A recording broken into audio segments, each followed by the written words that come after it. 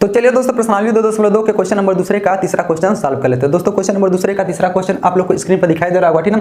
कर रहा है कि एक द्विघात बहुपद ज्ञात कीजिए जिसके शून्यकों का योग तथा गुणनफल क्रमशः दी गई संख्याएं हैं, ठीक ना। क्वेश्चन नंबर दूसरे का तीसरा क्वेश्चन क्या दे दिया है 0 कामा कड़ी में 5 दे दिया, ठीक ना। क्वेश्चन नंबर कौन सा, क्वेश्चन नंबर दूसरे का तीसरा क्वेश्चन। चलिए इसको हम लोग फटाफट सॉल्व कर लेते हैं। कितना दे दिया है 0 कामा कड़ी में 5 दे दिया, ठीक ना। ये है ना, हाँ चलिए। यानी हमारा पहला शून्यकों का योगफल दिया तथा शून्यकों का गुणनफल दिया, इनका प्रयोग करके हमको द्विघात बहुपद ज्ञात करके दिखा देना। हमको द्विघात बहुपद का शून्यक नहीं पता है, तो चलिए मान लेते हैं द्विघात बहुपद के शून्यक अल्फा तथा बीटा मान लेते हैं। फिर लिखेंगे हम लोग माना, क्या लिखेंगे, माना बहुपद के शून्यक, बहुपद के शून्यक कितना मान लेते हैं, शून्यक अल्फा और बीटा है, अल्फा और क्या है, बीटा है, ठीक ना। चलिए अल्फा और बीटा है, इसलिए शून्यकों का योगफल हो जाएगा, ये गुणनफल हो जाएगा, तो हो जाएगा हमारा अल्फा प्लस बीटा बराबर कितना हो गया 0। यानी इसलिए अल्फा प्लस बीटा बराबर 0। अब अल्फा इंटू बीटा बराबर कितना हो जाएगा करड़ी में 5, क्योंकि योगफल दिया था मतलब अल्फा प्लस बीटा का मान है, गुणनफल दिया था मतलब अल्फा इंटू बीटा का मान।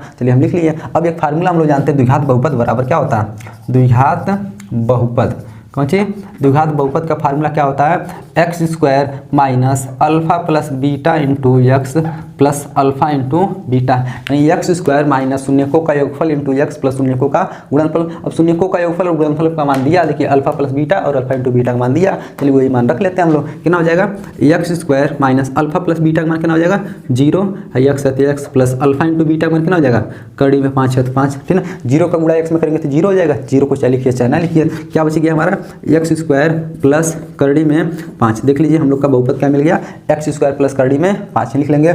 अतः बहुपद बराबर कितना मिल गया x² प्लस करड़ी में 5। ई का हो गया हम लोग का आंसर हो गया, ठीक ना। चलिए क्वेश्चन दूसरे का हम लोग चौथा क्वेश्चन भी सॉल्व कर लेते हैं। क्वेश्चन नंबर कौन सा है, दूसरे का चौथा क्वेश्चन, ठीक ना। दूसरे का चौथा क्वेश्चन कितना दे दिया है, ठीक ना। चलिए वो दे दिया 1 कामा 1 दे दिया, कितना दिया हमारा 1 कामा 1 दे दिया। इसका मतलब शून्यकों का योगफल भी 1 है और शून्यकों का गुणनफल भी 1 है। लिख लेते हैं माना बहुपद के शून्य कितना मान लेंगे हम लोग, अल्फा और बीटा मान लेते हैं। लिखेंगे माना बहुपद के शून्यक, बहुपद के शून्यक, माना बहुपद के शून्यक अल्फा और बीटा हैं।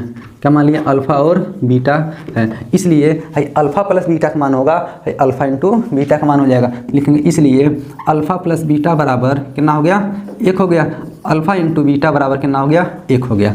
अब देखिए हम एक फार्मूला जानते हैं, देखिए फार्मूला लिखे भी है द्विघात बहुपद का, फिर लिख लेंगे हम लोग द्विघात बहुपद